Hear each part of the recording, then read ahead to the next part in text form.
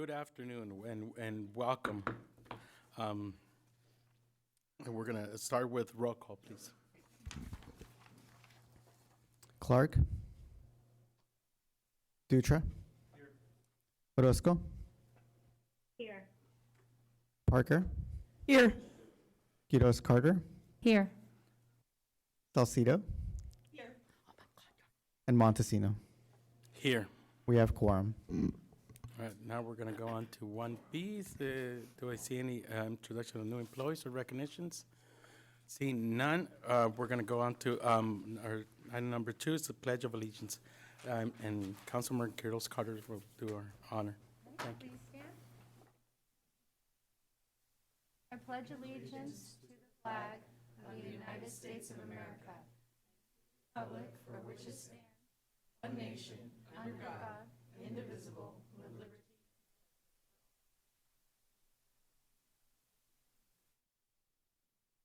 Thank you. Number 3 is information items. With that, we're going to go on to number 4, presentations and oral communications. This is an opportunity for the public to weigh in items not on the agenda, any items not on the agenda, which is within the subject matter jurisdiction of the City Council. No action or discussion should be taken on any item presented except for that any council member may respond to statements made or questions asked, or may ask questions for clarifications. All matters of this administrative nature will be referred to staff. All matters related to council will be noted in the minutes that may be scheduled for discussion at a future meeting or referred to staff for clarification and report. So with that, the public, this is your opportunity. Thank you. Oh, I'm Takashi and District 7.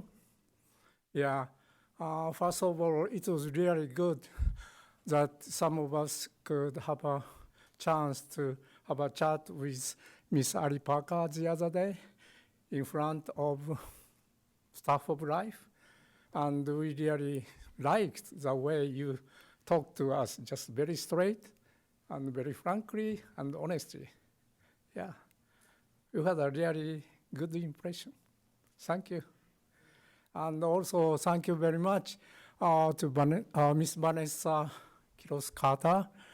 Yeah, you just responded to my emails regarding the suffering of some residents in Argos Circle, and you came to talk to them. Also, I missed to see you and to have a chance to have a chat with you, but we really appreciated that kind of response. And actually, I'm here tonight again in support of giving Sabre College Preparatory Academy to give a permanent permit in the current location. Yeah, and I read the minutes of planning commissions last April in which they discussed this issue, and yeah, I read the minutes, and I have thought about various kinds of issues, but my opinion is that it would be the best for you to give them a permanent permit in the present location. That would be the best thing which you could do to the whole community in Pajaro Valley. That's my opinion. Yeah, thank you. Thank you very much. Anybody else from the public like to weigh in?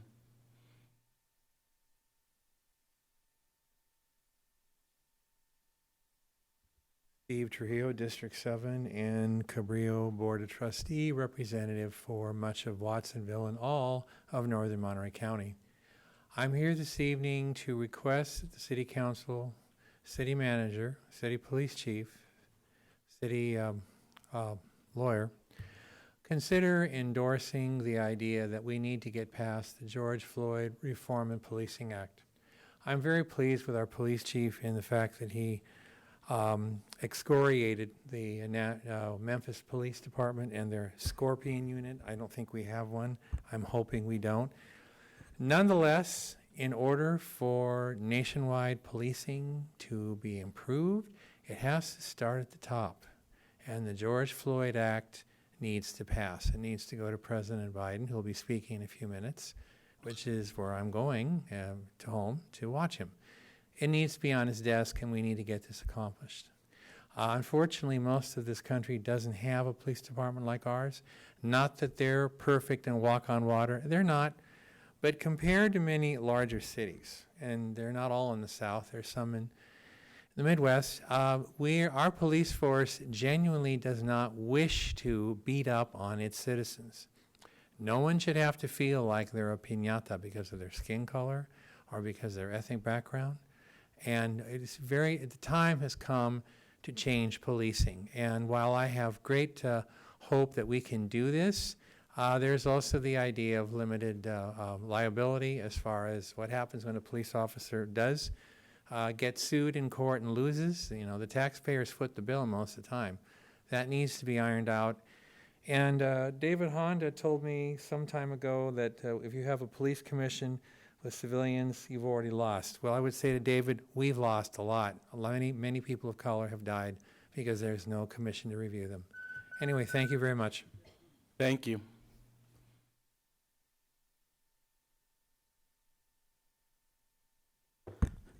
Good afternoon, Mayor Montesino and City Council. The reason I'm here today is because I want your support to keep SEVA in its current location by rezoning the school. This is my son, Davian. He's a seventh grader at SEVA right now, and he will be an 8th grader next school year. So he has about another 5 more years to go with SEVA. And at this point, if SEVA is not approved to stay in its current location, we would have to go find somewhere else for him to go to school.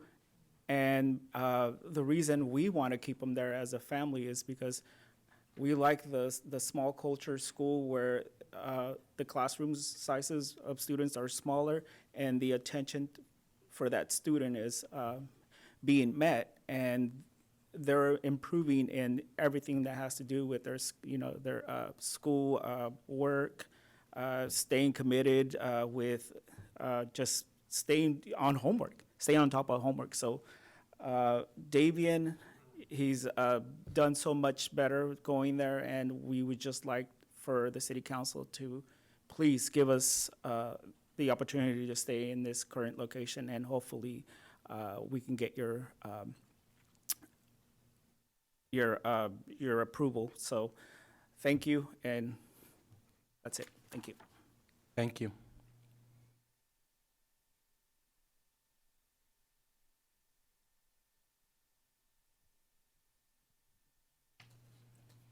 Good afternoon, Wattsville City Council members. My name is Josh Ripp, and I'm the head of school at SEVA College Prep. In January, I spoke at public comment requesting that SEVA's rezoning request be agendized as soon as possible, as our 500-plus students and 50-plus staff are eager to know about their school and employment status for the 23-24 school year. I also extended an invitation to each of you to meet with me at SEVA to see our operations firsthand. City Clerk Erwin Ortiz kindly followed up on my request and shared that the city staff and council members are actively exploring multiple dates to have the meeting to make the decision. Thank you for collaboratively working to agendize SEVA's zoning amendment, and I hope a firm date can be confirmed soon. It means a lot to our 600-plus person community. I'd also like to re-extend the invitation to meet with me and see our school firsthand. SEVA offers an excellent college preparatory education for students in Watsonville and Pajaro, including the many current students who live near Locust and 2nd Street. In meeting, I could show you the positive impact SEVA is having on our Locust Street community. I'll be following up this public comment with an email communication to all of you tomorrow. Thank you for your time.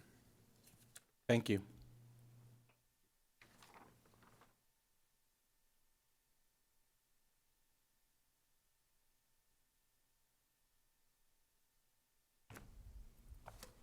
Members of the council, Marta Belich from District 1. Last month, I shared how SEVA Charter School was placed in an industrial zone along State Highway 129. Today, I want to show a photo of the result of that decision.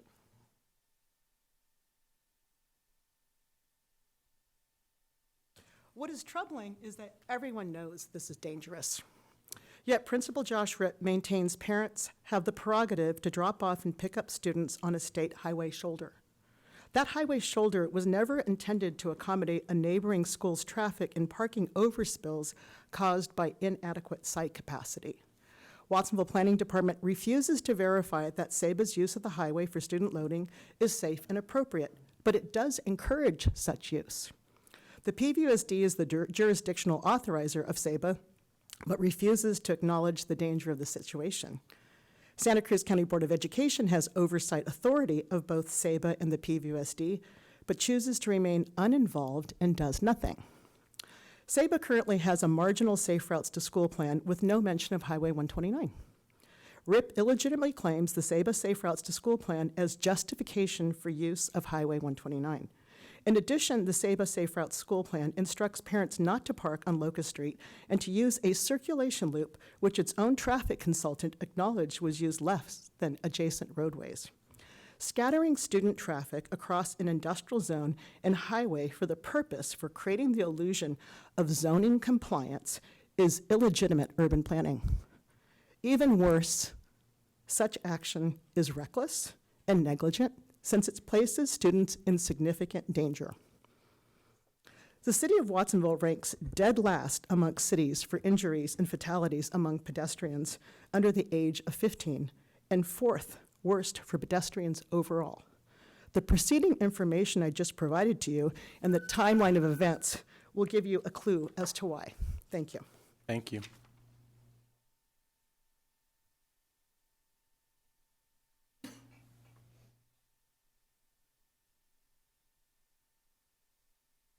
Good evening, Mayor, Council, staff. My name is Danielle Green. I'm Assistant Director of Public Works and Utilities here at the city, and I'm here on behalf of our engineering staff to formally invite you, as well as members of our public, to join us for our 19th annual Egg Drop competition. It's a very fun event. We work closely with our science workshop and library staff to host the event every year. During Engineers Week, Engineers Week is a nationally recognized celebration of the contributions that the engineering field makes to society, and also to encourage students to pursue careers in science, technology, engineering, and math, or STEM. And it's a very fun event. This year, it's scheduled for Wednesday, February 22nd. The fun will begin at 3 p.m. right downstairs outside of this building in the drop zone, as we call it. And we'll be launching your engineered devices right off the 6th floor of the parking lot here. We have flyers like this available down at the library with more information. We'll also be posting it on our website, but we encourage aspiring engineers of all ages to participate. Thank you. Thank you very much for that invitation. Anybody else from the public like to weigh on stuff? Seeing none, I'm going to bring it back to oral communication from council. Anybody want to start off? No? Nope. This is your time. Nothing to report? Councilmember Vanessa Carter. Good evening, everyone. Thank you for joining us. So I've been very busy along with our staff in recovery efforts. We went and visited the FEMA site, which is going to close on the 10th. I also went to a couple events this past weekend. The Watsonville Wetlands Watch had a great event out in the slough. And also Equity Transit celebrated Rosa Parks Day and Transit Equity Day here in the plaza. It was rainy, but it was still a lot of fun. So hopefully we can have that event next year, and looking forward to future events. And I also met with some folks who had been impacted by the recent flooding. And I'm happy to meet with people, happy to talk with people. So please reach out to me anytime you have questions or concerns. And that is my time. Thank you.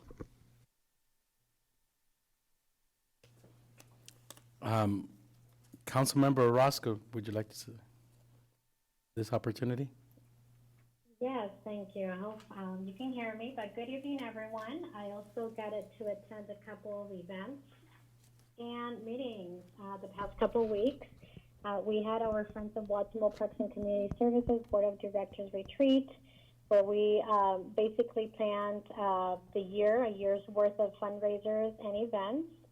And we also took some time to discuss how we can continue to support the enrollment of families and youth in our city Parks and Recreation programs, our scholarship program, in addition to ways to support the capital projects such as Ramsey Park.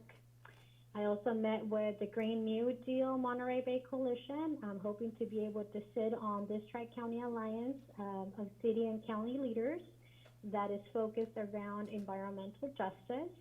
And lastly, I got to attend the first music concert hosted by Activities for All, which is a Watsonville-based nonprofit, which showcased Watsonville youth talent in mariachi music. So I appreciated the invitation. And again, thank you for joining us this evening. Thank you. Council member Ari Parker. I like that. I haven't been as busy as most because I've actually taken the last couple of weeks to dig into my flooding issues and cleaning up and but I did get out to the neighborhoods and talk to quite a few people. And I want to quickly say how impressed I am with our staff, because every time I make a phone call, every time I sent an email, there was a response and it was quick. And I don't know how they did it, because I know they were over here working and they did this, and they've tried to be as open as possible. The Volunteer Center has done some great work in our neighborhoods and been out there to remove sandbags for folks, and they're just worries. And of course, there's many people who still have them at this time because they just don't want to let them go. So, for me, I'm still thanking everybody who came out and who volunteered. And as our Mayor Pro Tem was out there filling sandbags and then coming out and speaking to people when FEMA came, it was just a big group effort. And heck, if we knew what we were doing, except for to talk to people and to make sure that we heard from people. Nothing ever happens quickly except for a flood. And then it happened unexpectedly. So as we move forward, I think we're going to be able to address more of the questions and issues that our neighborhoods have in a city council meeting. And I know our city manager and our city clerk and the mayor are working on that. Thank you very much. Thank you. Councilmember Dutra. Thanks. Two things. One is we are starting a new program at Santa Cruz Metro. Students will be able to ride free for about the next year. So we're going to be working local school districts and getting the word out that all students will be able to ride the bus for free. So hopefully we can increase ridership and introduce our young folks to the bus so that they can use it hopefully when they're older and keep our emissions down. Also, too, we are doing a program where it's called One Ride at a Time, and so this will be definitely beneficial if you're a rider, a regular rider on our Metro bus. You'll be able to garner up points, and then you can distribute them to either the Monterey Bay National Marine Sanctuary or to the Bay Life Fund to help save and preserve our coast, the animals in our coast, and in our I guess mountainous area. So we have all these really great things happening at Metro, and I really do have to say that with our new CEO Michael Tree, a lot of these new ideas are really coming forward, and it's really great for our community and our students and preserving wildlife. Thanks. Councilmember Salcido.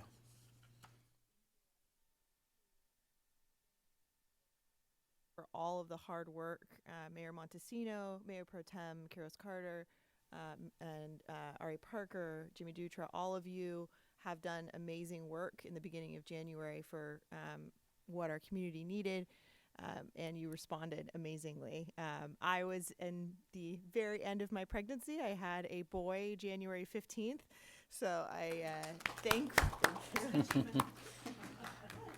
I did. We had our first child. We welcomed our first child, and just thank you all very much for stepping up during that time. I really couldn't be as involved as I normally would have been, and also graciously excusing my absence on the 17th after I had him on the 15th. I was still in the hospital, so that is very much appreciated as well. And thank you. Thank you. But with that, I just really want to thank all those Metro representatives, Ari Parker and Councilmember Dutra. Their great advocacy has now not only, provided all these programs, but now, we're getting the 69A back to our community. So that's going to be huge for all those riders that utilize that route. So really want to thank you for your hard efforts. All the everyone that represents Watsonville and Metro has done an exceptional job advocating for all of our communities. So I just want to thank you. But also, I keep hearing, stories about neighbors helping neighbors, organizations helping, people with the flooding and still helping each other. So it's just great to hear all those great stories and moving forward, I'm going to give out some proclamations to some people in the future because there's people need to be acknowledged for what they did in the community. So. But before I pass it on to the city manager report, I missed an item to excuse 1A motion to excuse an absent council member. Want to make the motion to excuse council member Casey Clark absent because. Second. Or do you want me to make the motion? I so motion. Yeah. So it's been motion and second and roll call. Dutra, Aye.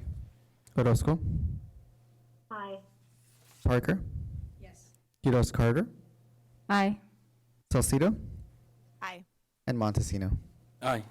Motion carries. Thank you. And with that, we're going to go on to the city manager report. Thank you. Thank you, Mayor and council members. Just very briefly, a couple of things. Two items that have come up already today by Mayor Parker, the public, and you is a couple of important meetings coming up. So we have been working. Thank you for working with Erwin, our clerk. We will be on February 21st bringing back a report on the water, the emergency, the flooding. So we'll notice that. We're thinking it's going to be we'll have a timed item, so give people an opportunity to adjust their schedule. Especially since we'll probably have some seniors here, so I think we want to make it as easy as possible to attend. And on the SEBA discussion, right now we're coordinating for February 28th. It will be on a special council meeting, the only item on the agenda. So again, to give us opportunity to have a full discussion and the council not feel sort of pressed on getting to other parts of the agenda. So we're working on that. More information will come out on that. And then following up on the legislative breakfast that we had a few weeks ago with our assistant city manager, Mara, and others, staff really worked hard on putting a presentation together. We were fortunate, obviously, enough to have Assemblyman Rivas here, as well as Senator Laird, and staffs from our Congressman Lofgren, as well as our U.S. Senator staff, which is not typical what has occurred in the past. That's good news because Tamara's working with Jackie and others to put a presentation together where we're actually probably travel to Washington to meet with Senator Padilla and his staff. He's very interested in seeing what he can bring to the region and to the city. I think it's important to note that we've had him visit our area twice in a matter of months, which again is a lot when you look at the last 10 years of U.S. senators coming to the area. So I think he's really taking an interest in the South County, the city of Watsonville in particular, in the Pajaro Valley, and hopefully we can continue to nurture that relationship and bring some resources to the city. So with that, thank you, Mayor. Thank you. So now we're going to move on to item number 6, consent agenda. All consent items appearing in the consent agenda are recommended actions that are considered to be routine and will be acted upon as in one motion. Any items removed will be considered immediately after the motion. The mayor will allow public input into prior to the consent agenda. Any questions on the consent agenda for council members? Seeing none, I'll move it on to the public. Any public questions, concerns about the consent agenda? Seeing none, I'll move it back to appropriate motion for. I'll move. It's been moved by Councilmember I'll Dutra second.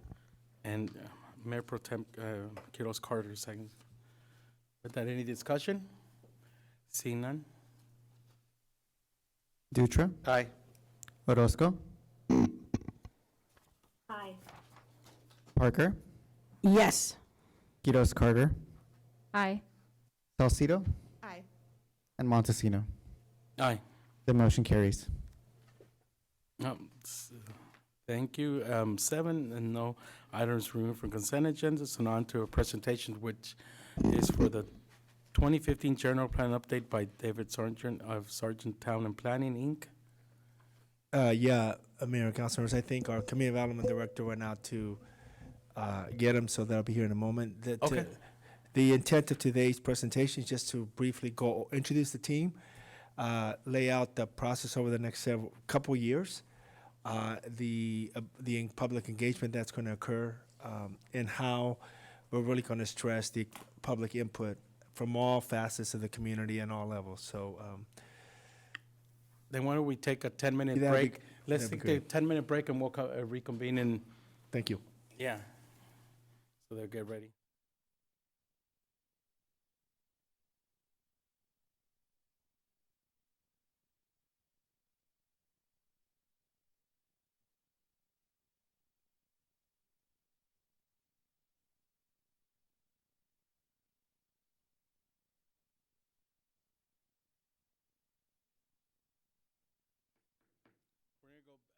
Back to session. I'm going to start off again, 8A 2050 General Plan Update by David Saran and Saran Town Planning, Inc.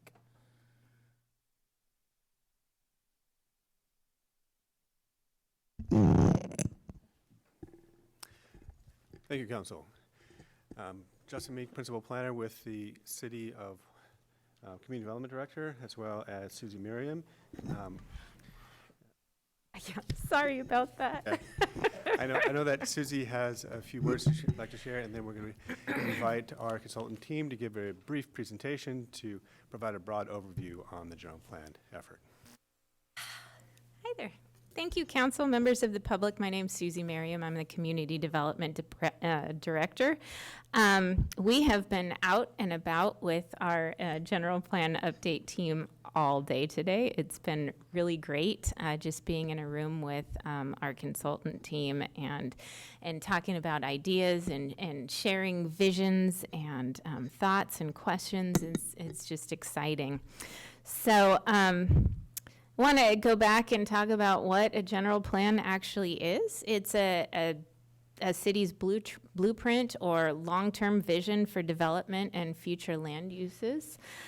Taken at face value, it might seem that this is a pretty narrow scope and rather specific, but in reality, it's a very detailed, technical, and comprehensive document that addresses all impacts related to population growth and development. Without a plan to address growth, development could occur haphazardly and not necessarily in compatible locations. When we address growth and development, we have to also consider how that will impact all aspects of life in a community. That includes traffic, public facilities, utilities, parks, open space, preservation of natural and agricultural land, schools, library, police, and fire services. As our population grows, as we build more, we have to figure out how to accommodate our expanding population with all of those services.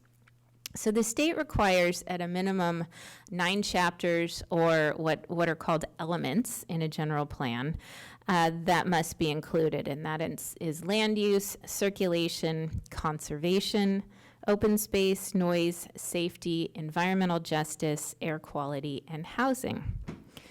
Most general plans include more than these. In fact, our 2030 general plan includes historic preservation and demographic elements, among others, because these are elements that the city believes are important to plan for. So cities can change things up, move things around, but those are the basic elements that a plan has to have. So what we're planning to do is use the 2030 general plan as the basis for developing the 2050 general plan. And the city has chosen Sargent Town Planning as our general plan update consultant with a very impressive consultant team. Sargent Town Planning is an urban design and planning firm that specializes in sustainable, pedestrian, and transit-oriented neighborhoods, districts, towns, and cities. It was founded in 1995 by David Sargent, and they've provided services to both the public and private sector throughout the United States. Most recently, the core team has collaborated on the City of Rancho Cucamonga's award-winning general plan, and they were the urban design consultant for the city's downtown specific plan. So I want to welcome Dave Sargent and his team and have you take it from here. Thank you very much, Susie. Good evening, Mr. Mayor and members of the council. Oh, thank you. We got to is that sounding okay? Okay, thank you. We're very pleased and honored to have the chance to work with you folks to update your general plan. There's been a lot of work, a lot of background work for this already done. As you know, the 2030 general plan was prepared and adopted and then unadopted, but it's very good work. And then since then, you've done a lot of other studies that I think put you in a very good position to do this comprehensive reassessment and long-term look forward. We understand that sort of at its core, you're a relatively small town in an agricultural landscape. The agricultural valley has been both the economy and the context for your town for a very long time, and you're really very strategically located. Well, obviously at the boundary of the two counties, and sort of on the edge of the Bay Area metropolis, and in a coastal environment that we think gives you a very privileged location and history. We understand that you started with the downtown specific plan to sort of reinforce the center of your city, and we believe that from there the additional growth and beneficial change and additional amenities for the community, offering, reinforcing the small town lifestyles that are already available and probably adding more to them, can occur along some of your major corridors, which we believe there's significant opportunities for economic development, infill housing, and just improvement of the environment for residents, pedestrians, bicyclists, possibility of enhanced transit along those corridors. So the corridors become increasingly an amenity for all the neighborhoods and all the residents of town in a similar way that the downtown does, although of course the downtown there's only one of that, and it's the most inviting of all. We think that the general plan has the opportunity to sort of recenter neighborhood activities around new and updated businesses along the corridors, certainly the opportunity of new housing along some of those corridors. A lot of state policy has focused lately on the idea that retail properties that are not performing as strongly as they once did can be converted to a mix of residential and commercial uses. We think there's a strong possibility for that to be done in ways that fit right in with Watsonville, not to have big city development come jumping into your small town, but to identify patterns and types of development that would really be a complement to the town as you already know it and love it. There's certainly the possibility for some urban expansion to expand, and we understand that there's been a lot of discussion, and the recently readopted initiative to limit outward expansions of the town.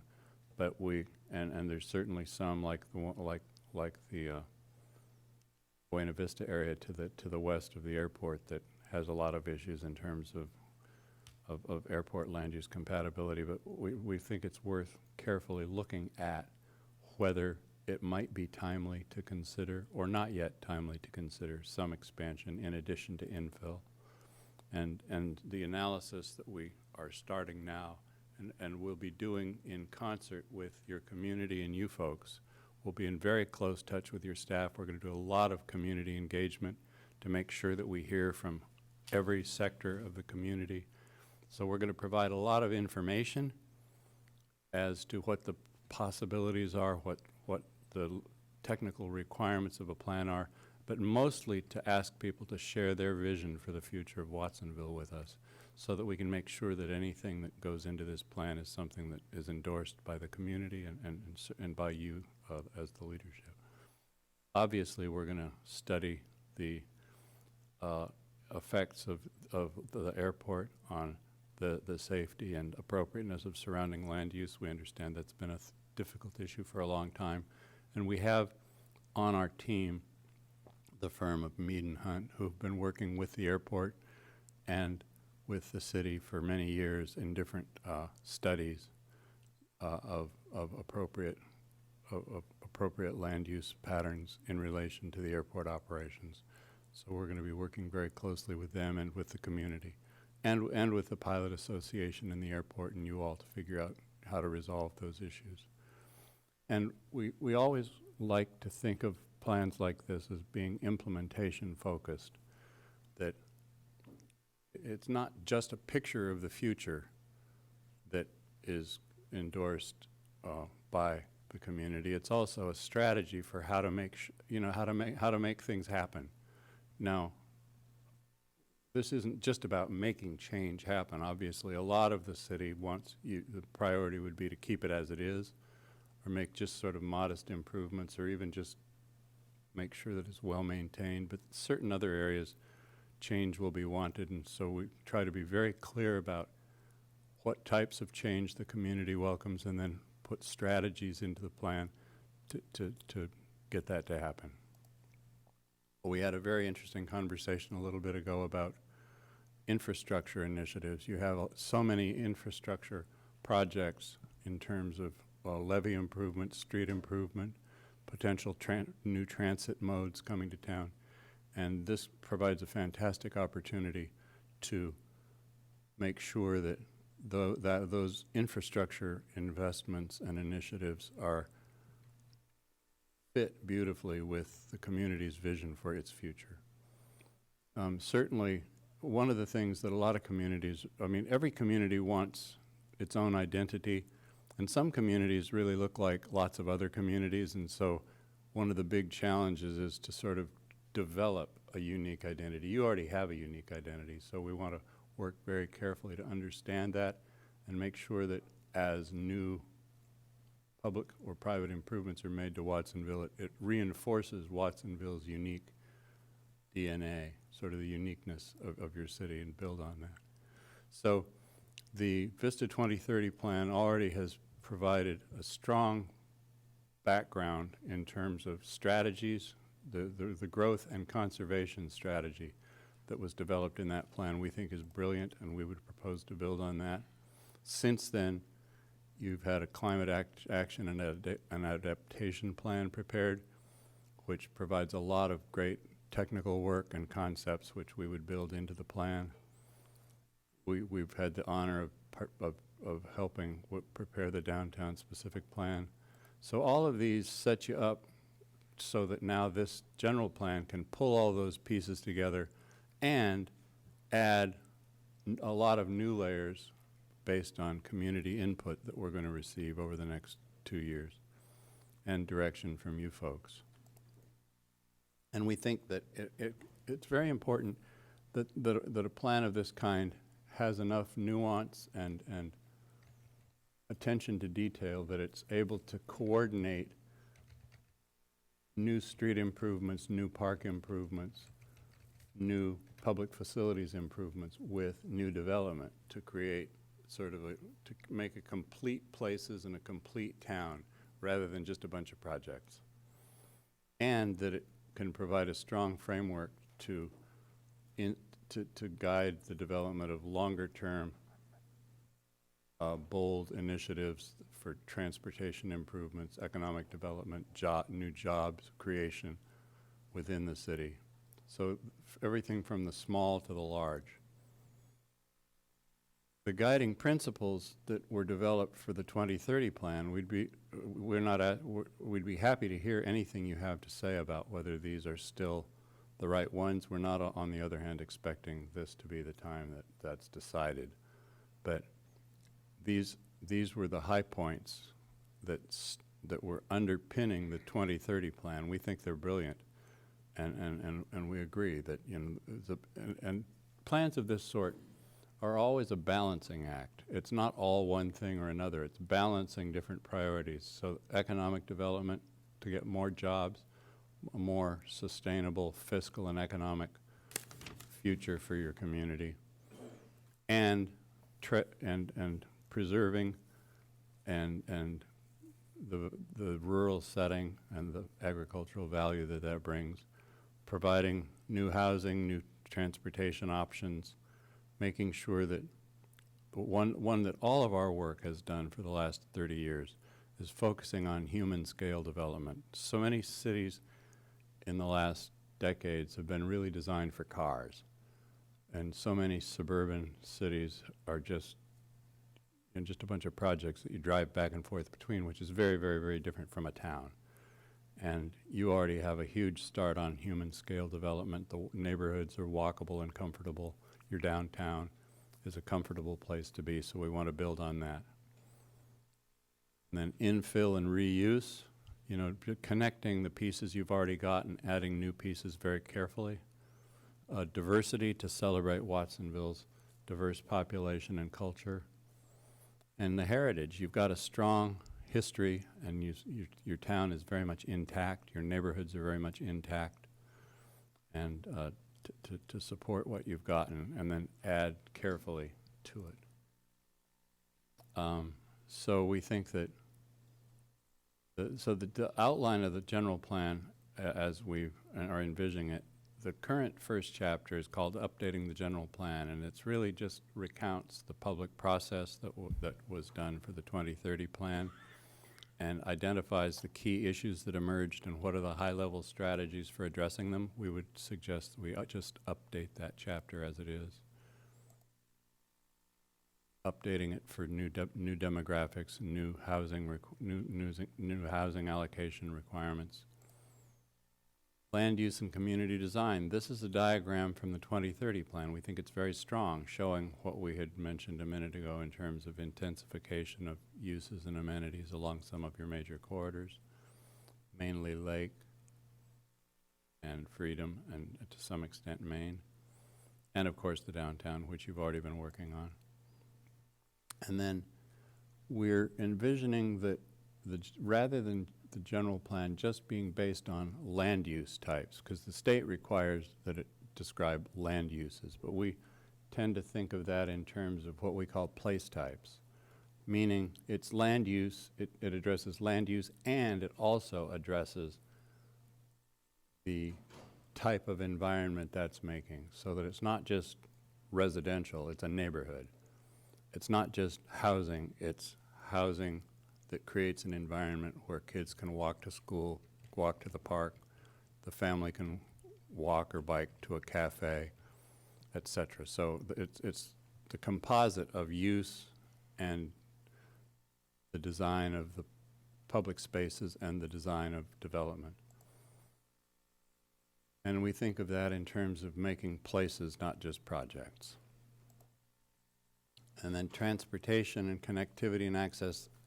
That's a huge part of addressing the newest element that the state requires, which is environmental justice, meaning that the environments you're making treat people of all ages, all abilities, all incomes, all ethnic backgrounds fairly and equally, so that you're not discriminating against people who don't have a bunch of cars and can't drive everywhere. So basically, you're making everything your town has to offer accessible to everyone. And that has a lot to do with how your transportation system is set up.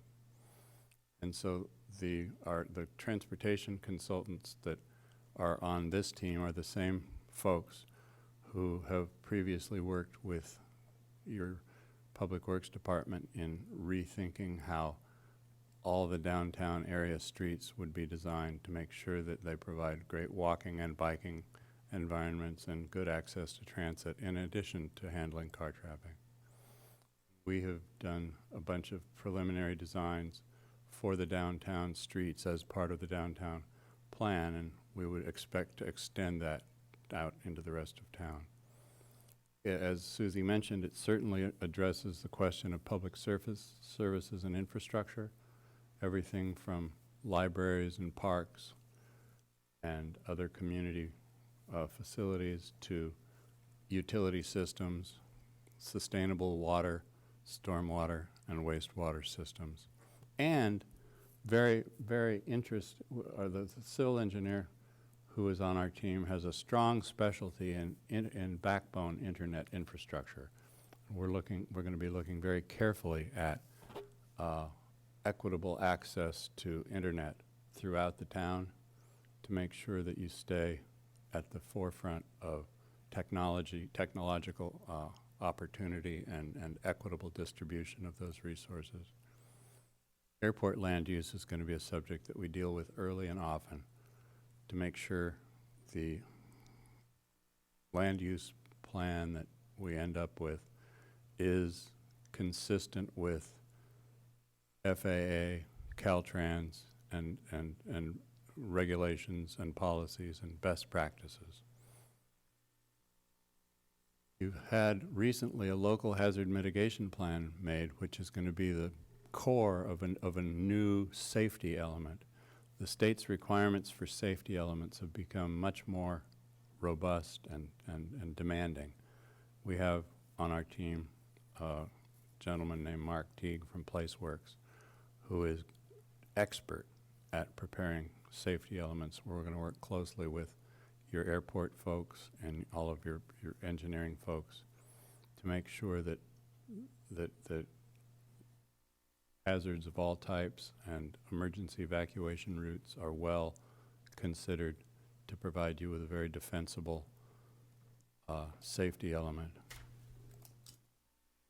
Environmental resource management, obviously you have so many beautiful edges of your town, the north edge along the creeks, the south edge along the sloughs, and what we call inside edges, where the sloughs come up into town. We see those as just an enormous opportunity to bring people more fully into contact with nature. And there's probably a double value there with some of the levee improvements that will need to be made and considerations in turn along the sloughs perhaps related to future sea level rise. And the opportunities to provide better access and along those edges and get more value out of the interface between your neighborhoods and those natural open spaces at the edge of town. Another firm was selected concurrently with us, Kimley Horn, a distinguished large planning firm, is going to be working with you to update the housing element, and we're working very closely with them. We had a tour of your city today with them, and our public engagement team is going to collaborate directly with them so that we have a unified public outreach process for the general plan and the housing element. The housing element will have its own very specific engagement with housing related groups, but in order to help the community understand the general plan as one unified document. We're going to have a unified approach to reaching to the community and presenting information to you across all the other elements and housing, which isn't always done. Very often housing elements are done as sort of a freestanding technical thing. We think it provides a much greater value when it's integrated with land use, community design, balanced with jobs and economic development. And environmental justice and sort of equitable access to good housing and jobs and goods and services is a core subject that the state is very interested in seeing in relation to housing. So doing it all at once just makes a lot of sense. And that plan has to be pretty much done by the end of this year. So we're going to be going quick in this first year to get the housing element over the finish line about the same time that we're zeroing in on the vision and the direction you want the general plan to go, and then we'll write that after the housing element is wrapped. Climate action and adaptation. So there's a few subjects. So we're thinking those are probably the 9 chapters. And then there's additional topics that are terribly important, but we think they're generally better addressed by incorporating them into all the other elements rather than making more and more chapters about specific things. Climate action and adaptation, that's going to be an important consideration in deciding where land uses go and how your infrastructure works. Environmental justice, rather than making a freestanding chapter that just talks about environmental justice, we think it makes the most sense to just embed environmental justice and social equity in every topic throughout the document. And we can highlight in the document which policies are particularly aimed at just outcomes, but we think we can build that into housing, land use, transportation, economic development, et cetera, rather than just having a chapter about that one topic. Recreation, parks, and open space, we see those as integral to the community making. So those topics are going to be just embedded into everything. Oh, and finally, just who our team is. We're the lead. I've been doing this for about 30 years, 35. My partner Peter is going to be working on a lot of the strategy. Juan, who just went to the airport to get back home to work on another deadline we have, is going to be the project manager. Greg Tung is an associate principal. He and I are both based in Northern California, so you're going to see a lot of us. And then PlaceWorks, one of the major planning firms in the state, is working as our partner in making the general plan. They're focusing on a lot of the technical elements that they do better than anyone. Circle Point, based in Oakland, is going to be leading the community engagement and the environmental impact analysis. We think that having one firm, I mean, they just happen to do those 2 things. Those are their fields of specialty. We think there's a lot of value in having the public communication and community engagement for the whole plan being done by the same folks who are also communicating about the environmental effects of the plan is a very good way to do it. So we have consistent, unified messaging on the plan and the environmental analysis. Matt Haynes of the very large statewide firm of Fair and Peers is leading the transportation and mobility work. They're a leader in the shift from level of service to VMT, vehicle miles traveled, in analyzing transportation systems, which is focusing on moving people more than just moving cars. They're going to be working with us on the transportation systems. Economic and planning systems, who have previously worked with you on the economics related to your urban limit line analysis and also the downtown plan, are going to be working with us on economic development and economic analysis related to the general plan to make sure that it's got economic legs as well as a clear vision. Mead and Hunt, as I mentioned, who've been working with your airport for years are going to be handling the airport land use compatibility issues and advising the team and you on what are the most appropriate locations and types of uses in relation to the airport and the airport operations. And then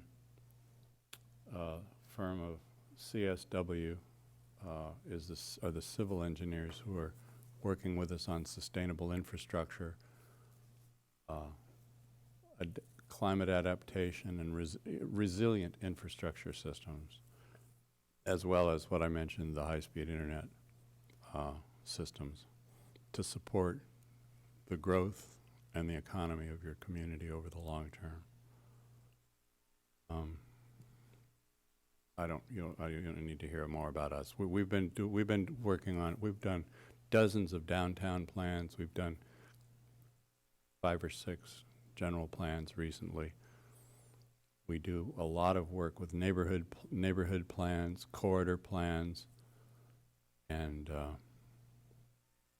plans at all scales. But as the name of our company would suggest, towns are sort of our main thing, more than big cities. And California towns is what got me. I'm an architect, but my love of California towns is what caused me to switch to town planning, because there's a lot of architects that design perfectly good buildings. There's just not that many people that design really good towns, so we just decided we'd do that. Finally, on community engagement, we're gonna focus on engaging the entire community. Early on, we're gonna have stakeholder interviews. We were just going over this with Justin and Susie in a meeting a few minutes ago. Susan, who leads our engagement work, is going to organize interviews with lots of folks from lots of sort of every interest group. We're in the process of forming a community advisory committee that will have representation from all sectors of your community. And then we'll have in-person workshops, virtual online workshops, online surveys, a lot of online resources for people to review work as we're developing it and then give us feedback. And we're going to really focus on reaching people where they are. We're going to have pop-ups at the farmers market, at schools, at other community events. So, we're going to find people where they are and ask them questions in English and Spanish, and just get a big database of what people think is important. Because this isn't our plan, this is your plan. It needs to respond to what the folks here think is important. We think we have a big head start on that from the 2030 plan, which had a lot of engagement too, but we're doing it all fresh to make sure we're not missing anything important. And finally, the schedule. We're going to be, over the next 3 months, we're going to be doing this analysis and initial outreach and suggesting some high-level concepts and having a big discovery workshop where we tell people everything we've learned so far and ask people to tell us what they think. And then in the middle of the year, we're going to develop some plan alternatives for land use and transportation and all the other topics and present those to the community and to you folks in some study sessions.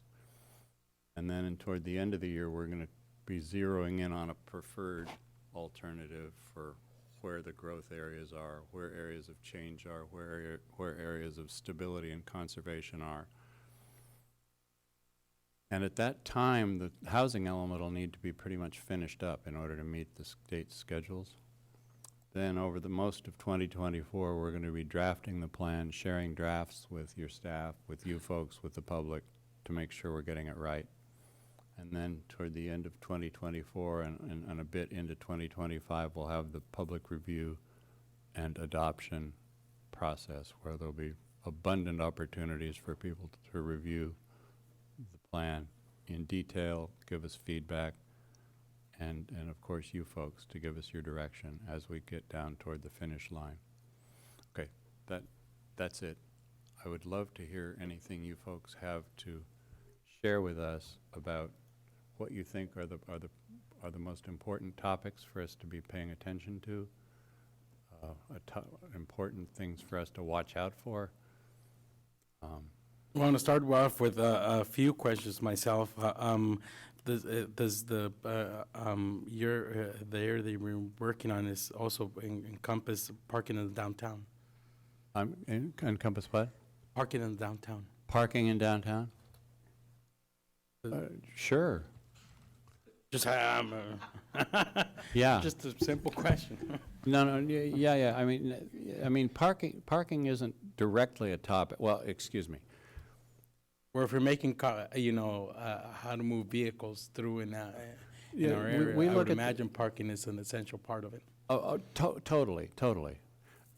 We think of the combined subject of vehicular traffic, vehicular parking, pedestrian, bicycle circulation, and transit. We typically call that mobility collectively, because it's a comprehensive system and set of interlocking systems that just enable people to get where they want to be. And in a downtown, in any American city, especially in a downtown, parking is vitally important. That you need to have enough of it, but we try to figure out ways to make places where you don't, where you're reducing the amount you need simply by making places that people are more comfortable just walking. But of course, a lot of people who get downtown in a car, then we want them to park it once and then walk all over the place and have a good time and spend money. Mm-hmm. So yes. So, and if I may, as David is pointing out, a lot of the focus of the general plan is looking at land uses, looking at placemaking, making downtown and other parts of Watsonville more inviting. Parking, if we're talking about parking, we could talk about it in two different ways. We could talk about regulations, what are required, how we're going to accommodate it. I would just add that, as part of the downtown specific plan, there are sections on the mobility chapter that speaks to utilizing available parking spaces that are currently underutilized. And we can also talk about other things about on the street.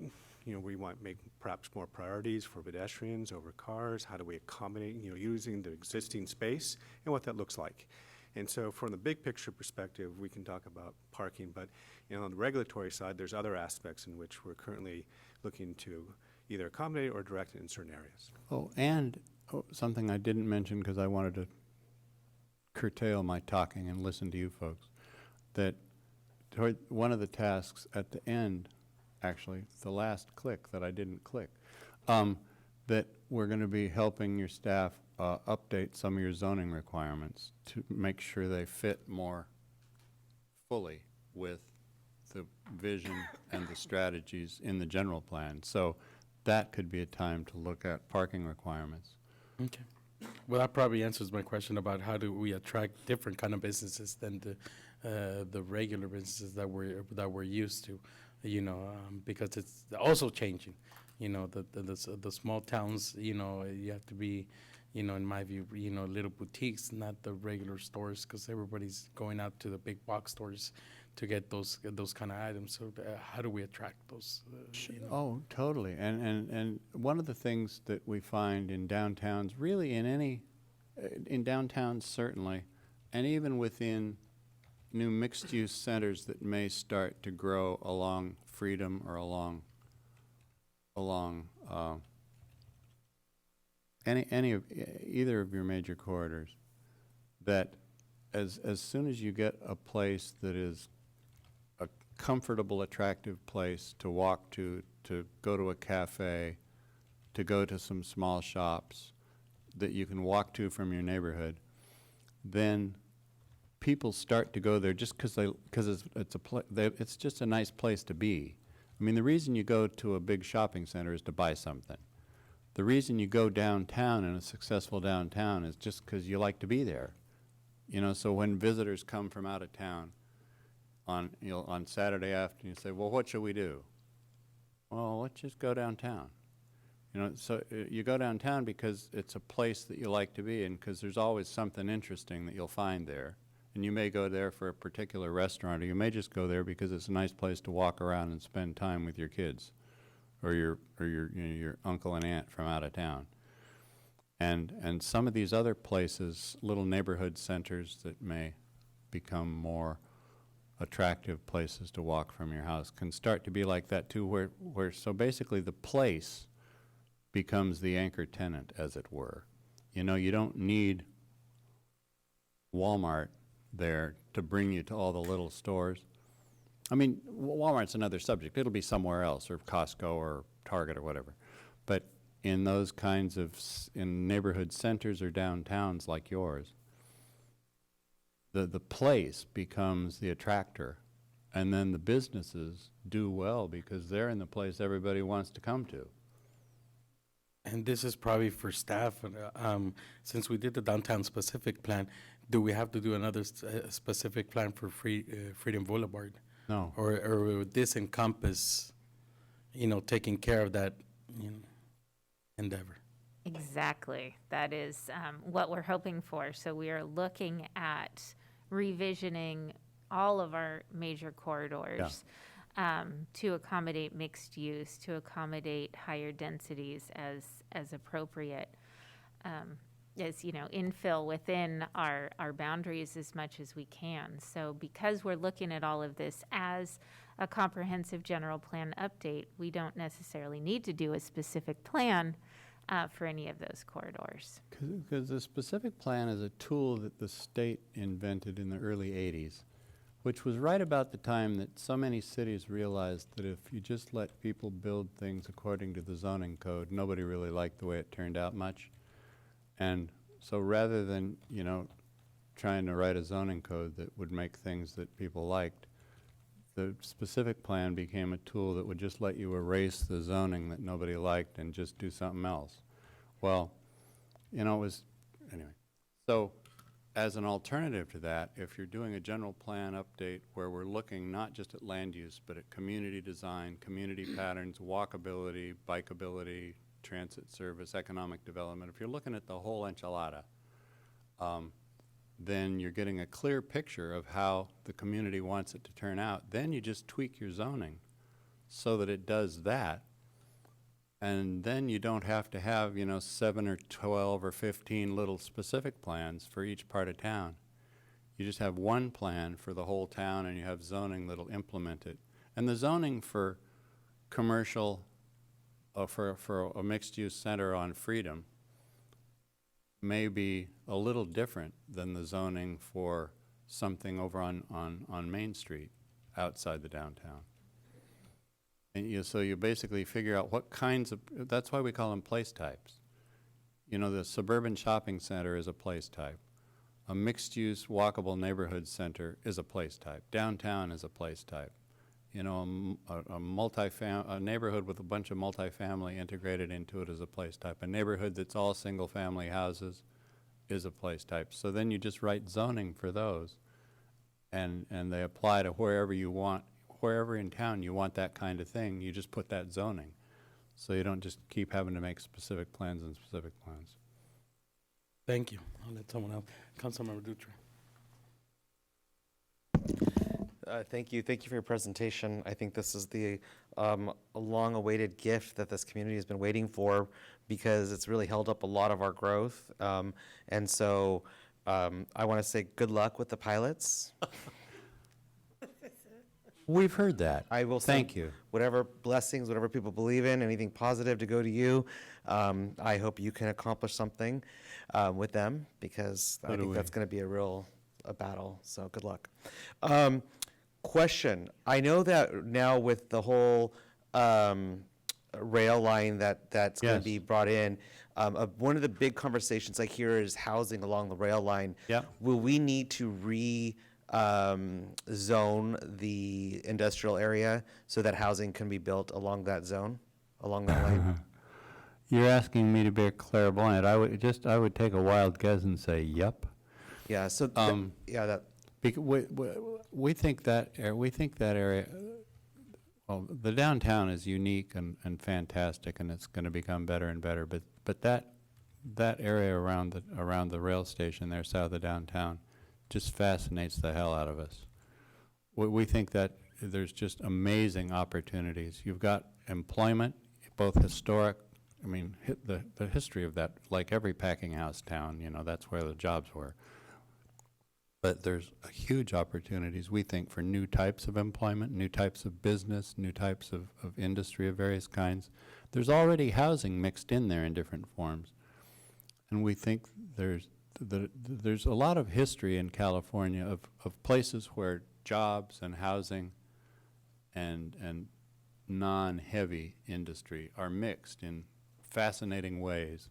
We were just talking about that today, like Emeryville before it turned into a shopping mall, and West Berkeley, and West Oakland, and so many other towns where you've got this fascinating jumble, and I use jumble in a positive sense, not as a mess, but as a rich mixture of jobs, housing, entrepreneurship, commercial facility. So I hope that we can envision with you a really vital downtown South, you know. Well, like in Denver, they have a district they call Lodo, you know, lower downtown, which has a lot of those characteristics as well. So, I mean, the funk zone in Santa Barbara, which is eating downtown Santa Barbara's lunch. It's just so fun. Nobody bothers going into the historic downtown anymore. Oh, jeez. Anyway, Well, we that's don't another want story. that. We don't want that. Wait, there's a lot of money going into the downtown because I know that the No, strategic. but it's just it's additive. It's not competitive. It's additive. I shouldn't have said that last thing, but no, but it's just a different kind of place, and it's just wonderful. Yeah, and I see where you're heading with that, and I know that with the specific downtown specific plan, we included a lot of Westlake in there. Yes. So so you're basically going to pick up outside of that plan to maybe continue that same idea we had with the downtown specific plan, I think so. and then Or move something through like with it? that. Something like that. Yeah, we were very excited about that edge of downtown. We did a lot of, our firm did a lot of illustrations and a lot of thinking.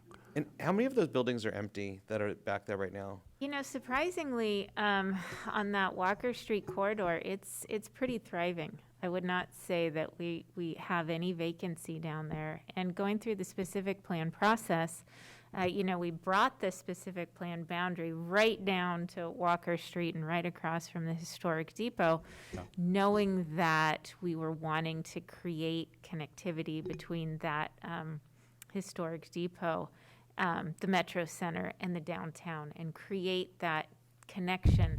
And the specific plan is proposing some additional flexibility in uses within the specific plan areas, looking at those industrial uses on the east side of Walker.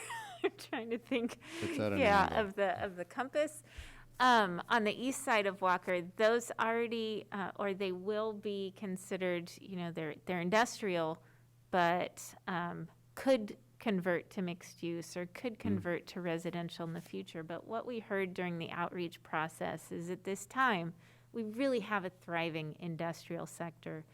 And the majority of the participants in the public engagement felt that it was important to retain the industrial uses. I mean, that So is what I'm something hearing from that you, we have. Susie, is no housing along the corridor. Well, no, what I'm getting to is right now, our specific plans proposing mixed use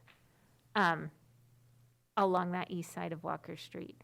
I think as we look at planning to 2050, which, you know, we're looking 30 years down the road, we may not have an appetite to eat into that industrial area today. But in the future, if the rail comes in and we do create all of these connections, then yes, that is definitely going to be an area we need to look at for mixed use and additional So will we have to residential. change that as a council? Will we as a council need to change that? Through the general plan process, yes. You'll be bringing us pieces throughout the Yeah. process to, Oh, yes. to be changing. Exactly. We'll be exactly. bringing suggestions and alternatives for sure. Okay, that's great. I mean, I think there's definitely 2050, I mean, we'll still be young, some of us, and be able to Yeah, oh, really, rub it in. be able to enjoy this. Talking about me, yeah. I'm just kidding. But I definitely, we do have to look forward in the future to, for future generations and what they're going to want to do. So, And that's the advantage of this kind of a plan. We were talking about Main Street too, that there's a lot of parts of town where economically and socially it's working fine now, and we can envision a future as the economy continues to morph, as employment, the workplace is changing at warp speed before and especially during and after the pandemic. Retail has been just completely changed in the last 25 years, basically, since Amazon. And big box, I mean, it's a rapidly shifting landscape. So at some point along the south side of Maine, along those sloughs, you might get more housing and less big box retail. yeah, I know e-commerce has really changed a lot for everybody. Well, and even the brick and mortar formats are changing. Bed Bath and Beyond is Right. beyond. Yeah. And then the industrial on the other side of Walker. Now it's great, but but who knows what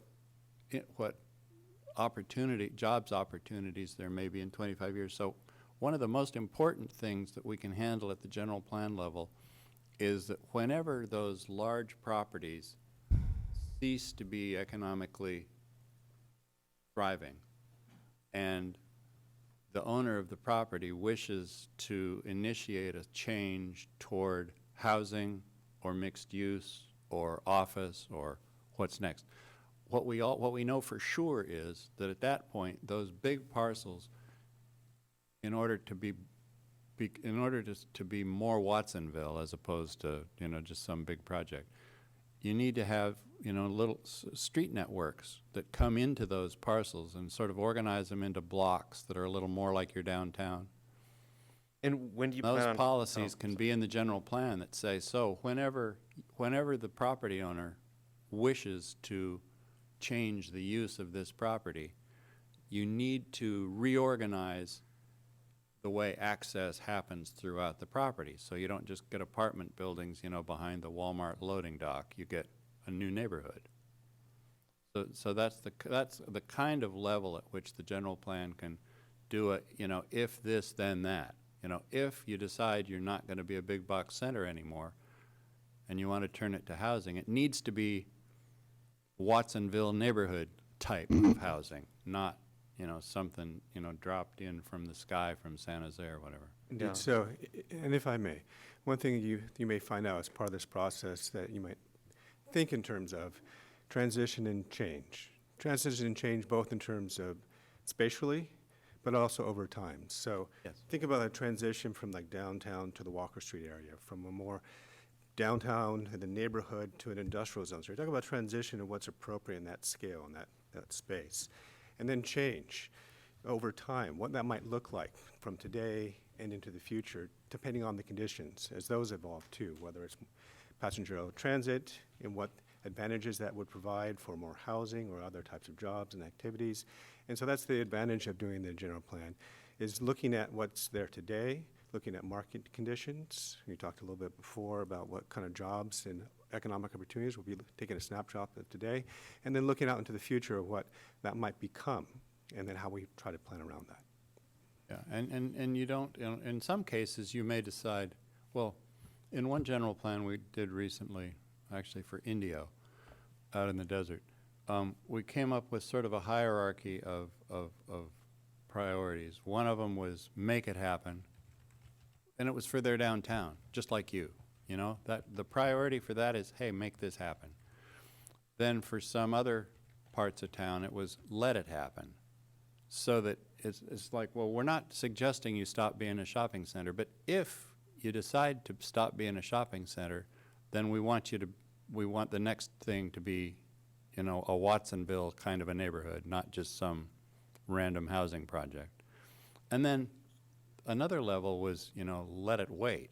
In other words, just, we probably don't want this to happen, but maybe this happens someday, but, it's not a municipal priority. The make it happen stuff, we're gonna jump in and help. The let it happen, we're gonna make sure it happens right.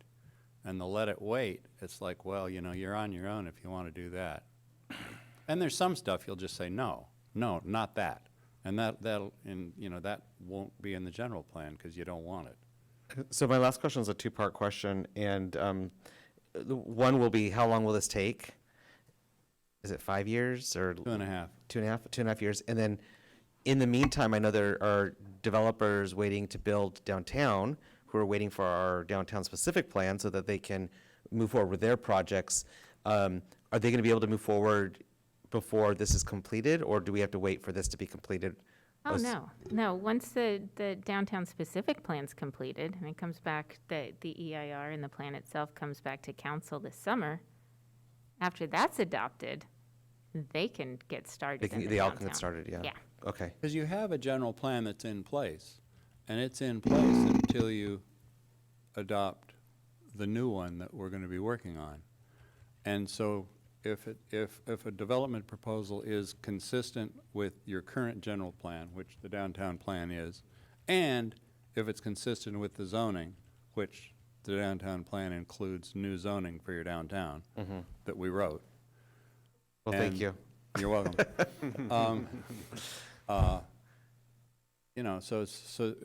You'll have the zonings ready to go. It's consistent with the general plan. Check. Councilmember Ari Parker. Thank you.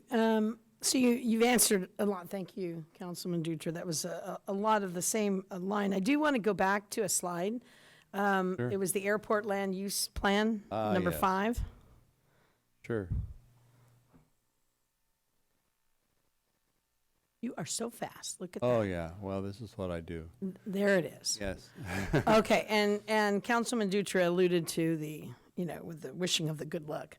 But on this, are these safety zones? I just want for the public. Yes. Yeah. So, what zones can we actually build in, and what zones can we not build in? That's a long question. Well, I mean, a short question, long I want answer. you to give me, I want you to give me a short answer though.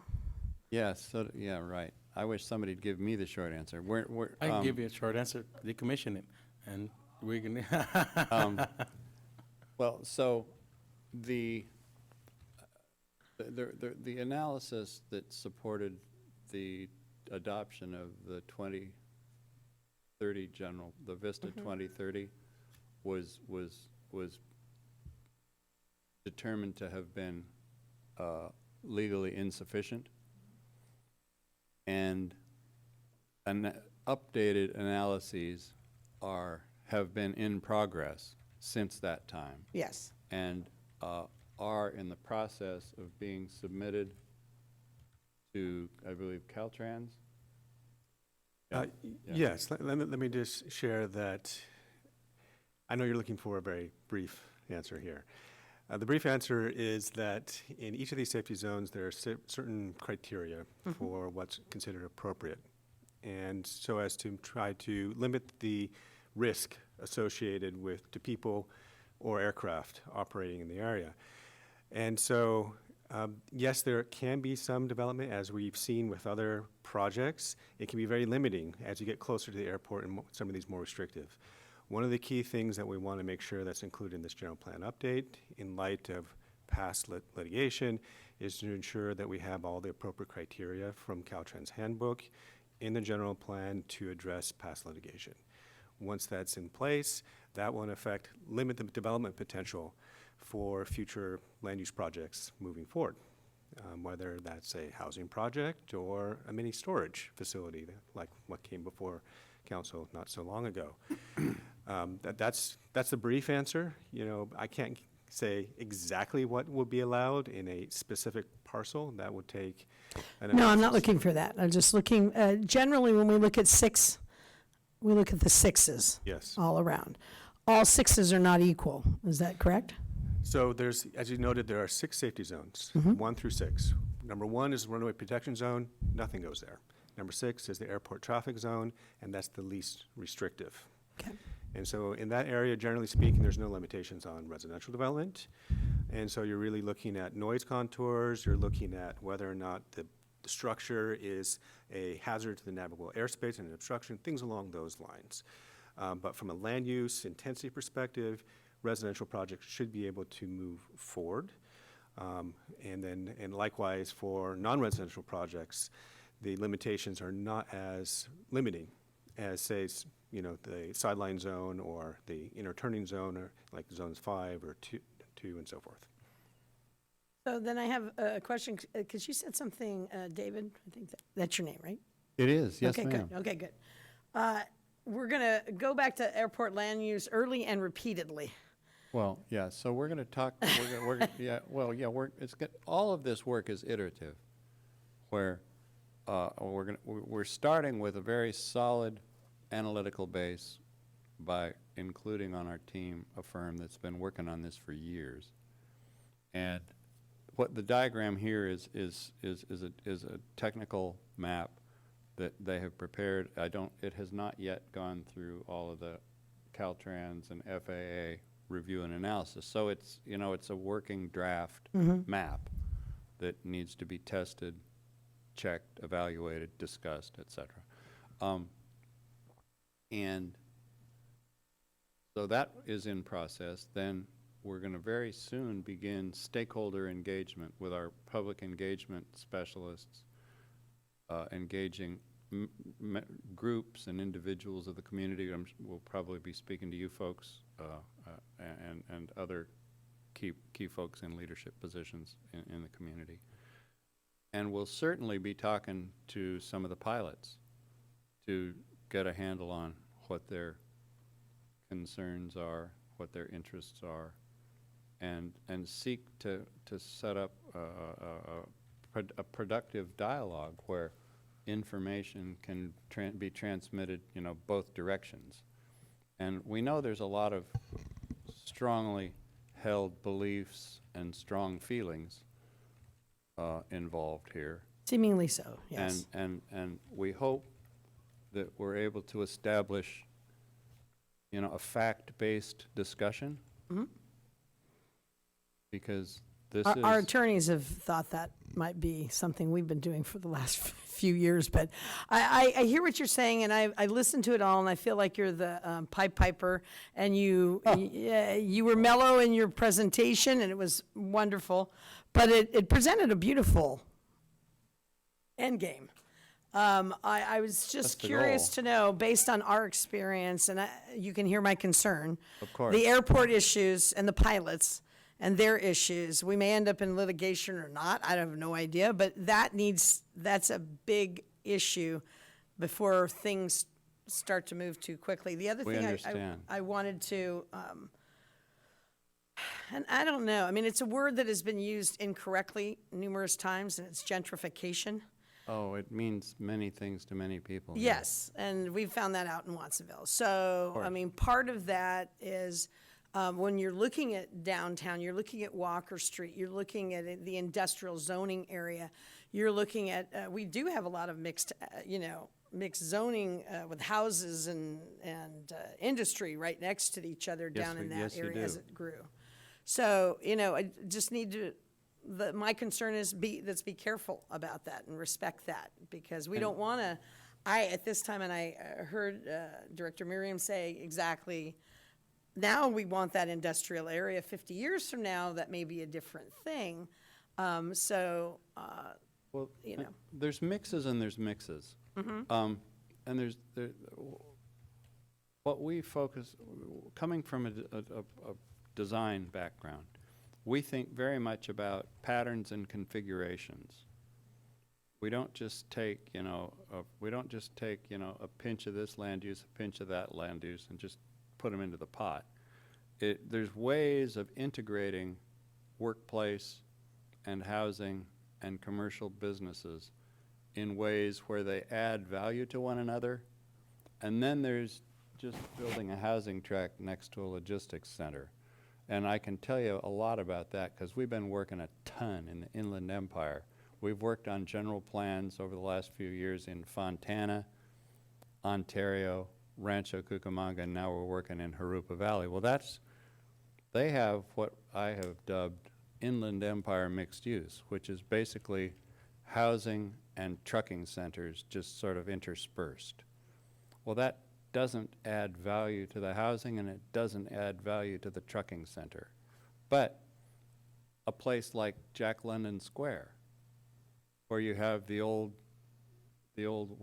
industrial buildings and industrial jobs and a lot of new housing, and just like Walker Street, you've got on Jack London Boulevard, you've got the train running right spang down the middle of the road. Well, those are patterns that make the residential and the business unique, and so they're basically adding value to each other rather than just, fighting. So it has everything to do with how you mix them, and that's what we're going to be looking at a lot and asking you a lot of questions about. What do you think? I do like your idea about making downtown the anchor tenant versus Yeah, I mean, people are versus a big box or I mean, people something come like there. that. I mean, your square is just totally awesome, and with more activity and more residents, more unique businesses. I hear We have the rumors. largest senior contingent in our tri-county area, so that park and walk everywhere thing might not work for everybody. Oh, no, I understand. Well, yeah, but I'm 69 and I walk a lot. Well, we do. We all walk. Right. I mean, the seniors do walk a lot. I'm just saying, Yeah, and I some of understand. these people are going to be seniors, 50 years from now, too. So, Yeah, right. the 60, goal would 60. be safe parking, as the mayor said, Sure. safe parking, accessible parking, Totally. and then walking a bit. That's fine. yeah, I think that's healthy. It's a balancing. Yes. Everything's a balancing act. You got to have enough parking, or people don't come there. But on the other hand, nobody goes we've never found a downtown or a resort or a destination. Nobody goes there because their friends told them, "Hey, you should go there. The parking's great." And that I doesn't. hate to tell you that, but that's not true. That, in the that city of doesn't Watson. that doesn't bring people. They come there because the restaurants are great, and they wouldn't come there if they could never find a place to park. So Yeah, that's true. so That's true. But the parking isn't the attraction. It's one of the requirements. Well, it sounds exciting. Sounds rife with possibilities. Yeah. Let's And- just get past that airport use issue well, thing. Yeah, and you mentioned how it's the way I made it sound very promising, and one of my favorite quotes comes to mind: "Never mistake a clear view for a short distance." I think we can all envision a wonderful thing. It doesn't mean it's going to be easy. Thank you. Thank you. Thank you, Justin, for clarifying, too. Mayor Pro Tem Vanessa Carter. I have more of a comment than a question. I'm just really excited to see that the Climate Access and Adaptation Plan and our recreation needs are being put into all of these things. That's awesome. And I'm really, really happy that you brought up Oakland, because I love Oakland. I used to live in So do Oakland for many, I. many years. And Jack London is a really, really cool place. And I'm personally super excited about the possibilities that these updates can bring with mixed use and, kind of re-envisioning where we want to go.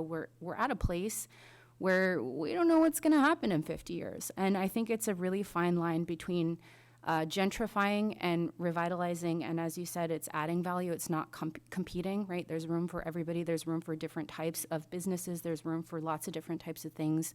I'm just thinking about all the possibilities, like different types of businesses that we could have that we don't now have. So I think that's super, super exciting, and I just want to say thank you for your work. Well, thank you for those kind remarks. I mean, what we feed off is the information we get from you folks in the community. That's where the ideas come from. We're good at organizing them. I have a quick question. They come from you all. Go ahead, do we have to redo this again at 2050, or does this last some years beyond it? I'm so glad you asked that. Because that's not 50 years away. That's only 27. Yeah, right. So here's the thing. That's forever, like So- 2005. So the around 30 years is a typical general plan horizon.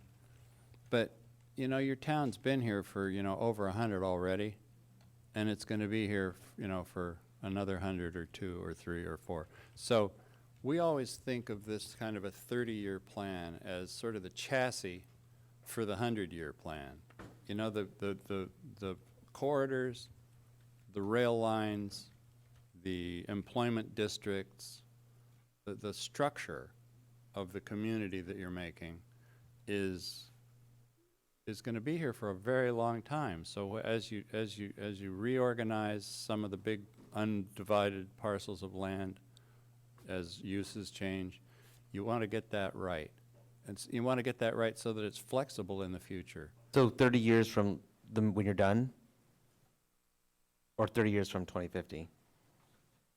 30. No, I'm saying I'm assuming that 2050 is about 30 years from now. Yeah, I'm wondering That's how much basically beyond the s- that can that's, we? That's the starter set for your 100-year plan. We're not making a 100-year plan, but the point is you're setting the table for the next 30 years.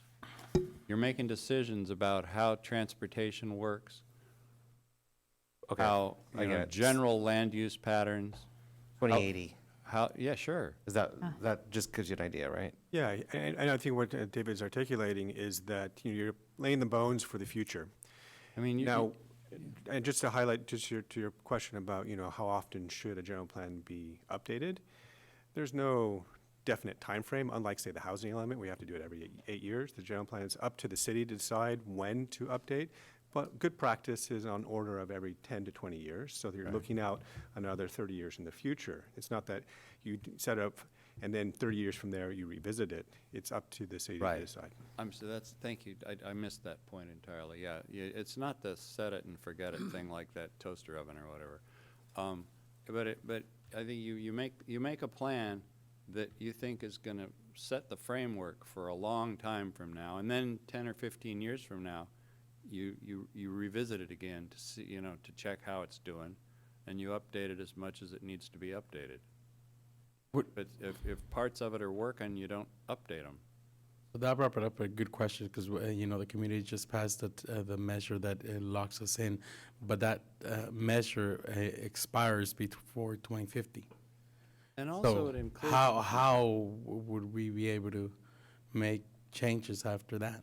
Well, you have the possibility, I understand, within the measure that, as it was just recently adopted, there are some areas within which some growth or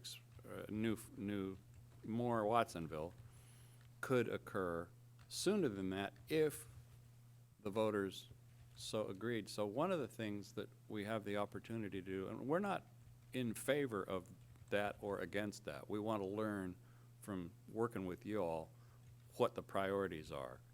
If you can get the housing you need and the business you need and the amenities you need within the existing footprint, then good. If in order to get the quantities of the sorts of housing the community wants, it just won't fit quite in the footprint you have now, then there would be a clear case to be made for, well, in order to accomplish what the community said they want, you know, maybe we have to grow a little bit here.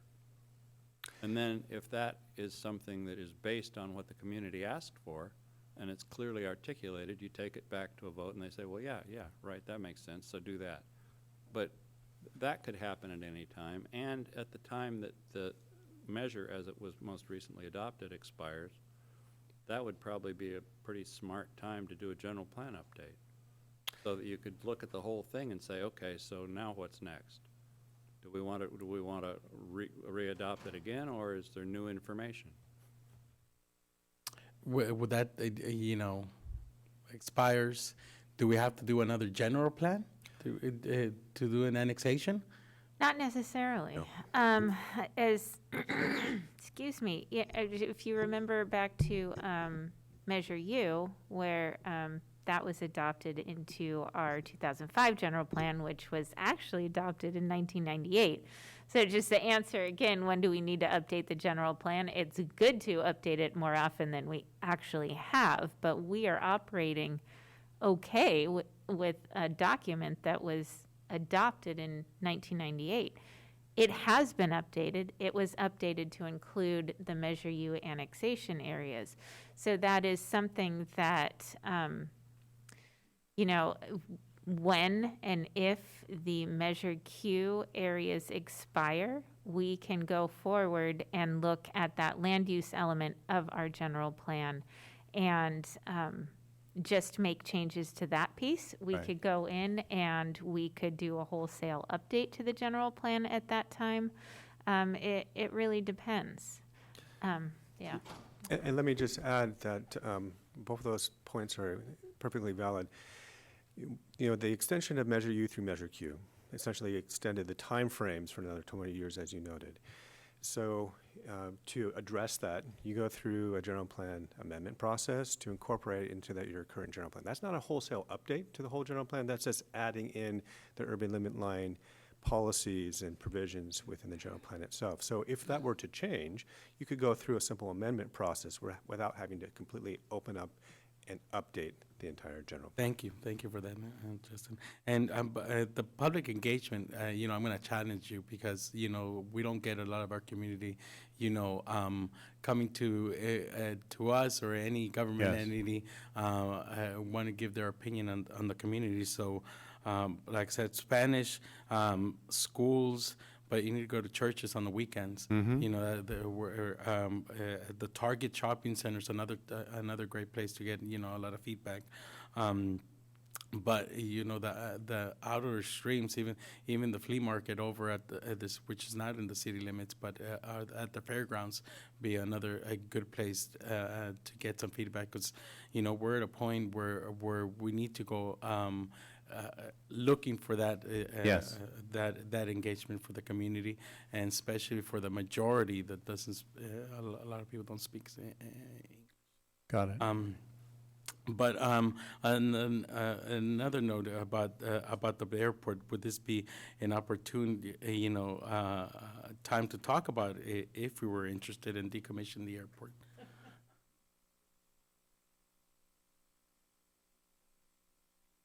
Tonight or through the whole general No, plan I'm just process? through the process.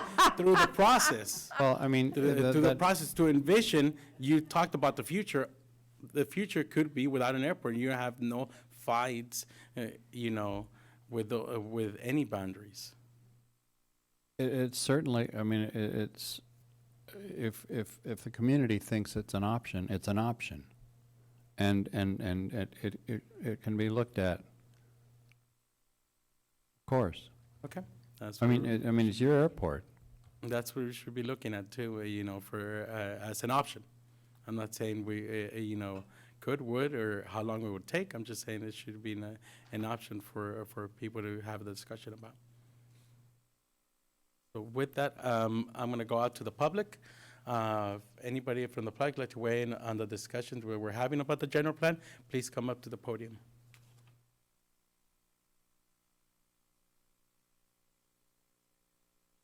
Point. Seeing no one in the public, we're going to bring it back, and there's no action item. So thank you very much. Oh, someone does want to say something. Go ahead. Yes. Yes. Yeah. Oh, yeah. yes, ma'am.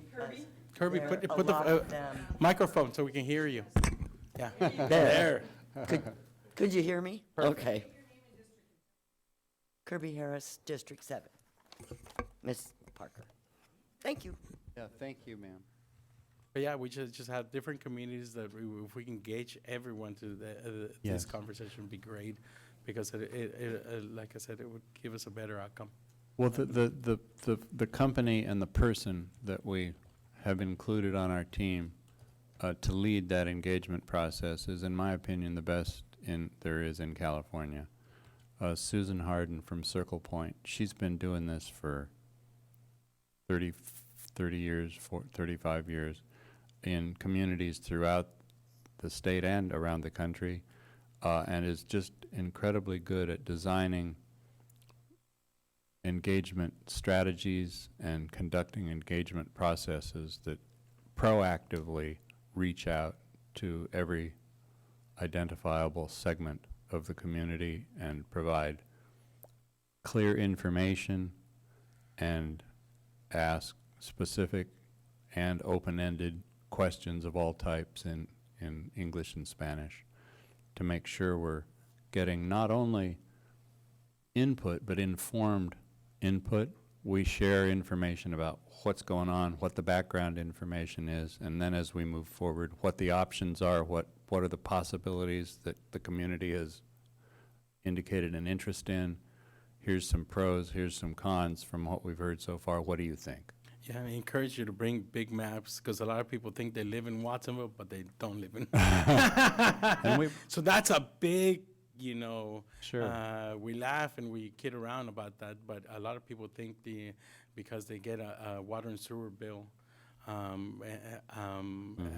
they live within city limits.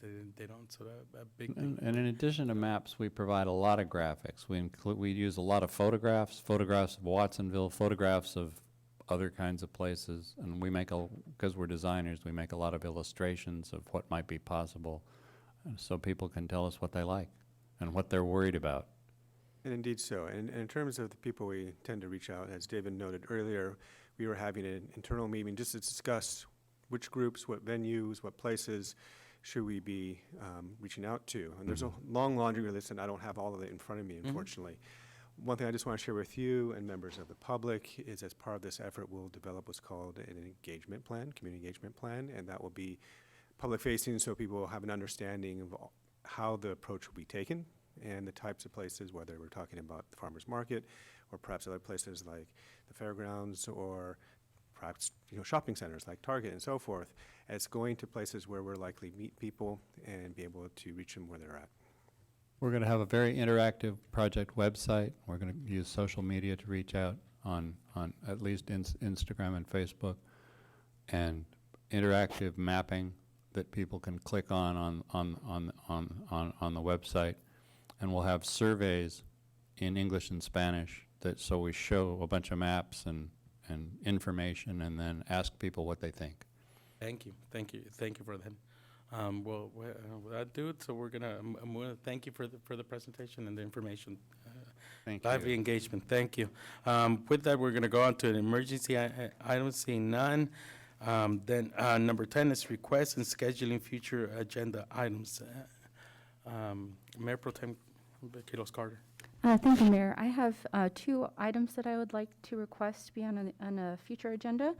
The first one is an informational update on the Climate Action and Adaptation Plan. And the second is to request to place a crosswalk on Lincoln and East 5th on a future agenda. Thank you. I also have a couple items. What are we doing out of potholes everywhere now? I hear is complaining about potholes. We need to, do we have a plan to, a pothole plan? Can we get an item agenda on that? And also, I know requested Green Valley or some safety procedures on Green Valley, so we can get that in a future agenda item. But having not anyone else, 11 is adjournment. Thank you very much for coming to the meeting and joining our conversation.